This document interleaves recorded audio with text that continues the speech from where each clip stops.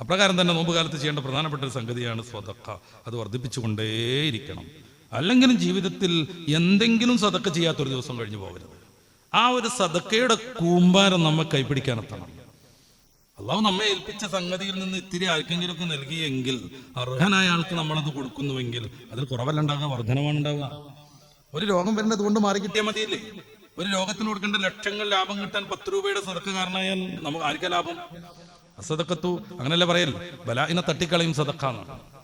അപ്പൊ അതുകൊണ്ട് വർധനമാണ് ഉണ്ടാവുക. വർദ്ധിക്കട്ടെ നിർത്തിയിട്ട് കൊടുക്കാനല്ല ഞാൻ പറയുന്നത്. വർധനമൊക്കെ നമ്മൾ കണക്കാക്കേണ്ടത് ആഖിറത്തിലാണ്. എന്തൊക്കെയാ നന്മക്ക് ചെയ്യുന്ന ആളുകൾക്ക് എന്തോരാ പരീക്ഷണം ഉണ്ടാവുന്നു. അയാളെ പിന്നെയും പിന്നെയും അള്ളാഹു ഈമാൻ കൂട്ടിക്കൊണ്ടിരിക്കുക പരീക്ഷണം കൊടുത്തിട്ട്.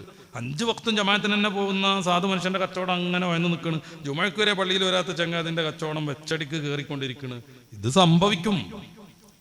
പടച്ച റബ്ബ് 2 പേരെയും പരീക്ഷിക്കുകയാണ്. ഒരാൾക്ക് അഭിവൃദ്ധി കൊടുത്തിട്ട് ഒരാൾക്ക് വലിയ പുരോഗതി ഒന്നും കൊടുക്കാതെ. എന്തുകൊണ്ടാണിത്?